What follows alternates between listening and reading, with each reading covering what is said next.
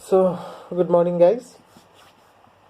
Last day हम लोगों ने फुटप्रिंट्स विदाउट फीट का पहला वाला चैप्टर ट्रैम्प ऑफ सर्जरी पढ़ा, जेम्स एलियट का लिखा हुआ। तो आज हम फिर से आपका दूसरे वाले बुक में जाएंगे,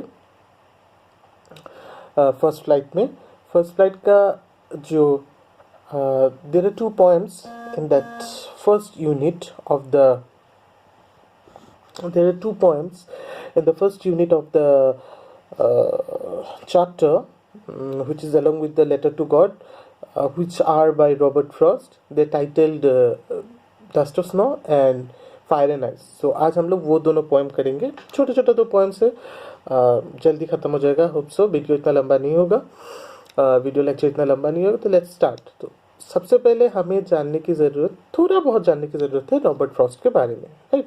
then who is Robert Frost, वो कौन थे, कहाँ के थे, क्या लिखते थे, ठीक है। तो रॉबर्ट फ्रॉस्ट एक अमेरिकन पोएट थे।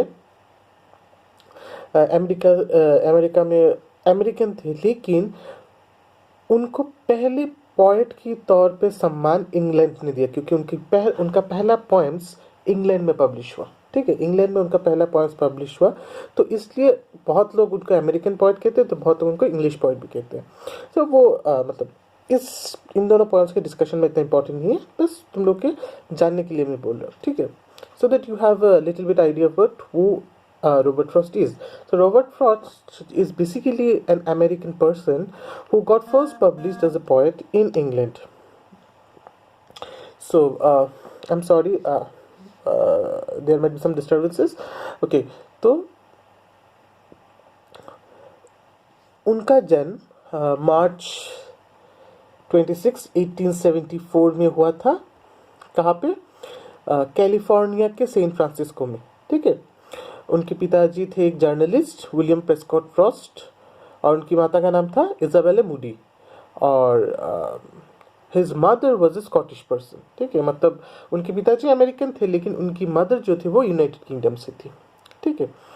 और उनका डेथ हुआ,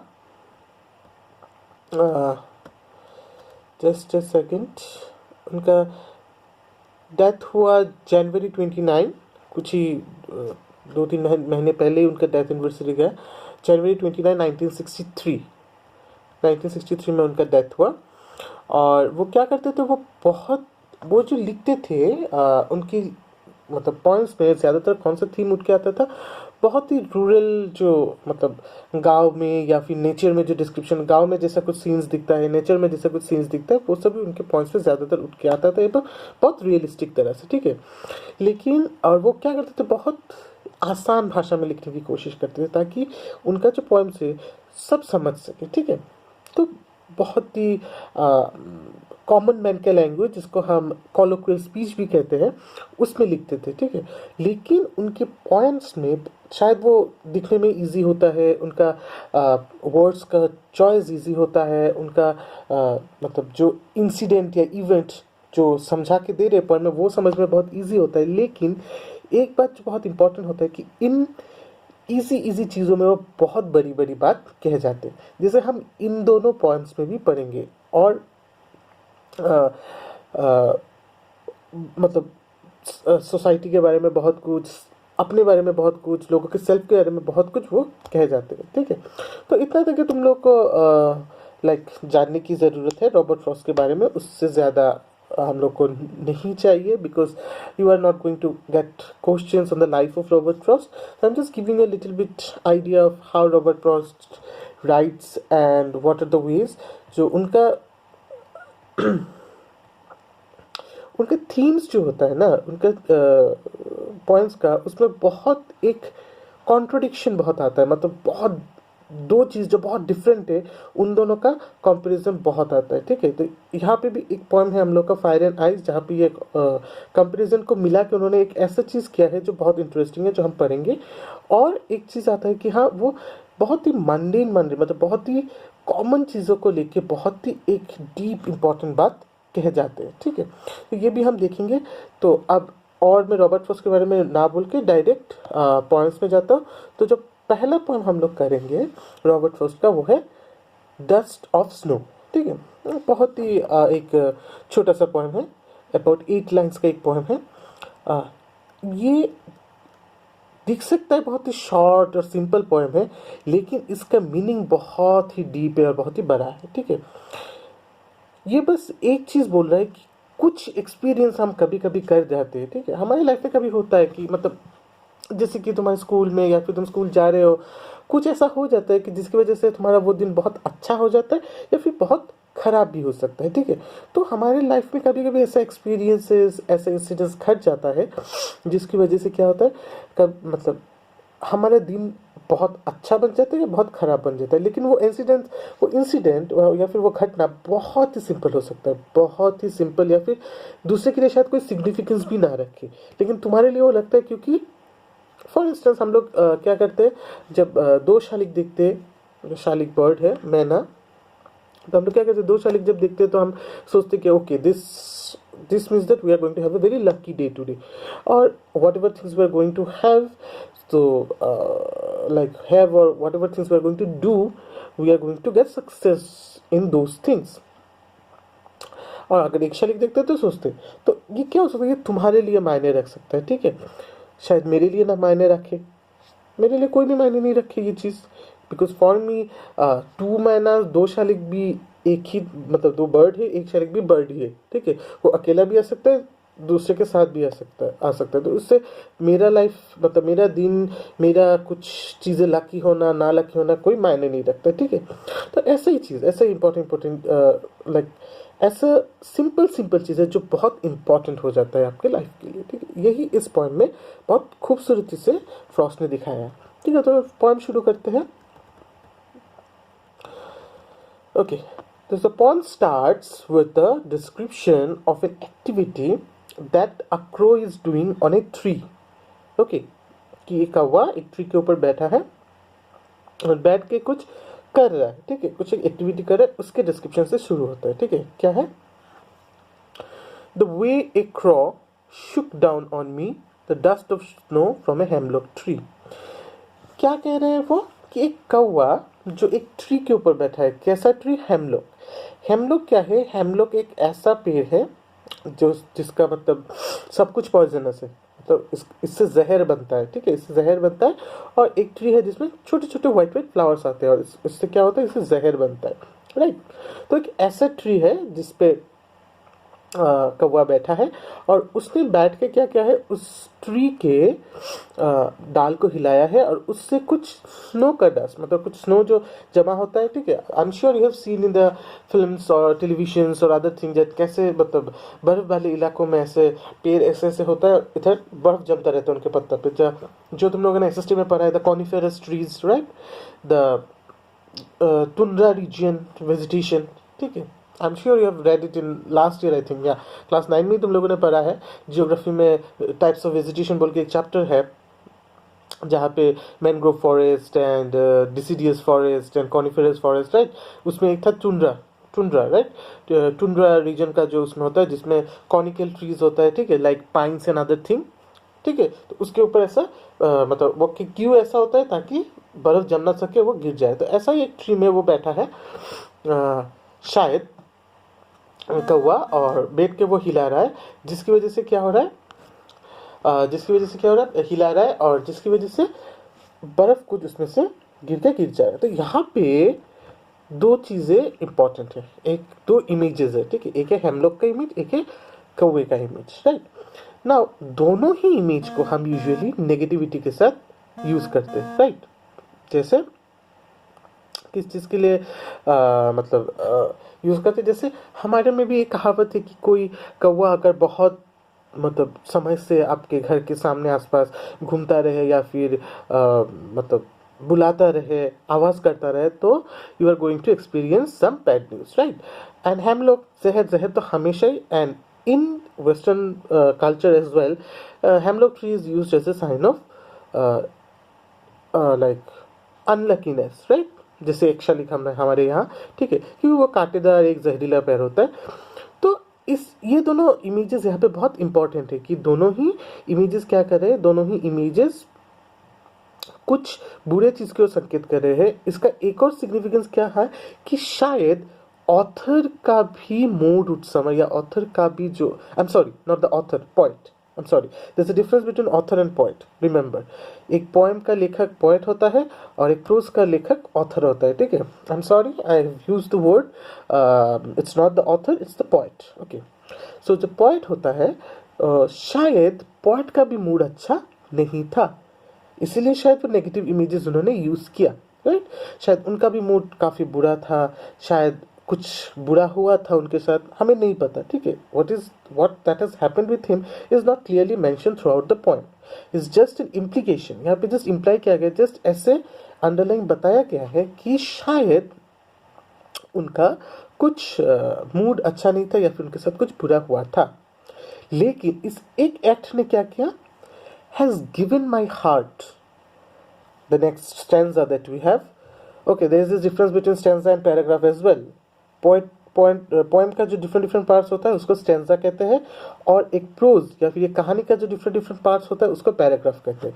so don't get confuse between what is stanza and what is paragraph, right. Poem का जो डिफरेंट सेक्शंस करके, लाइंस करके अलग अलग पार्ट कहते थे उसको स्टेंजा कहते हैं, और एक प्रोज का जो different different paragraphs, I mean जो डिफरेंट डिफरेंट पार्ट्स होता है, राइट, लाइंस बना बना के उसको पैराग्राफ्स कहते हैं। So these are two different things, right. So don't overlap each other, दोनों को मत मिलाना, तो रॉन्ग हो जाएगा लिखते टाइम भी। So when you right when you write an answer about a poem, so please write that in that stanza, not in that paragraph. Got it? Okay. Now let's start the, तो दूसरा stanza जो है, दूसरे stanza में क्या है, यहाँ पे बताया गया कि has given my heart a change of mood and saved some part of a day I hit root. तो वो एक एक्ट था, ठीक है, वो एक एक्ट था जिसके चलते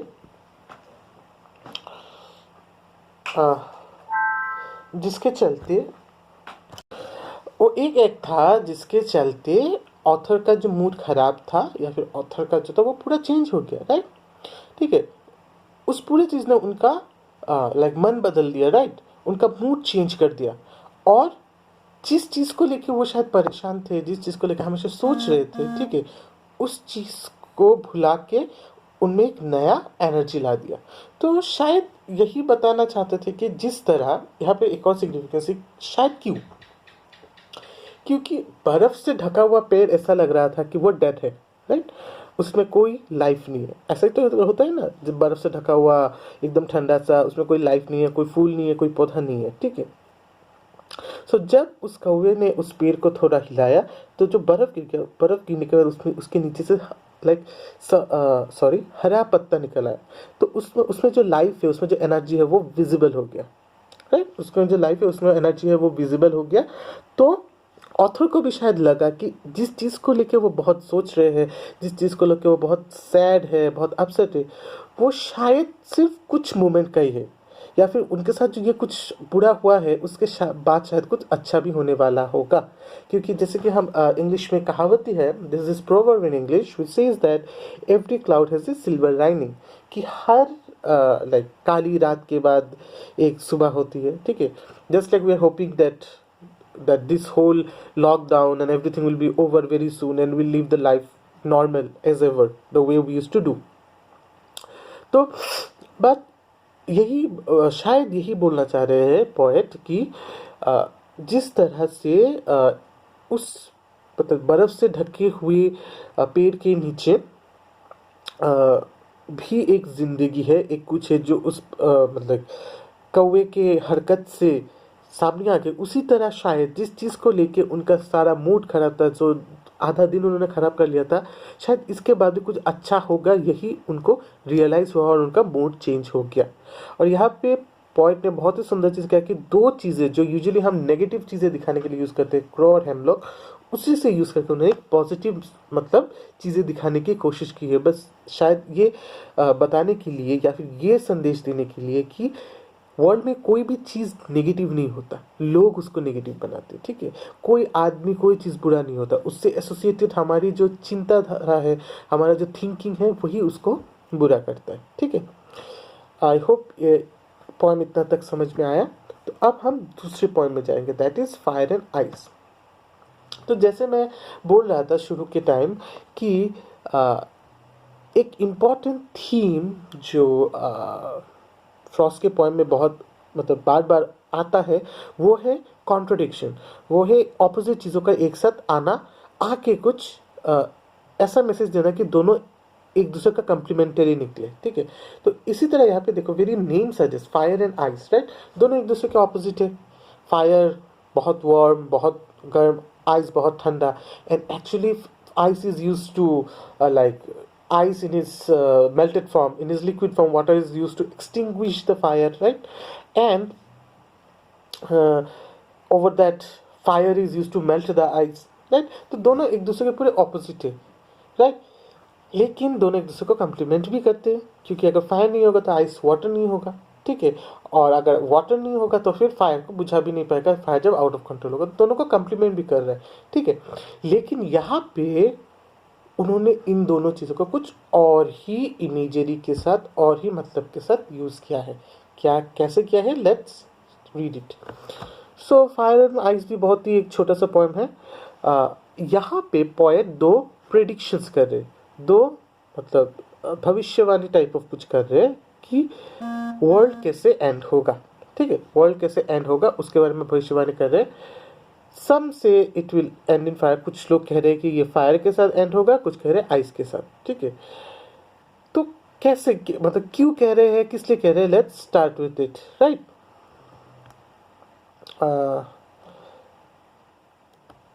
just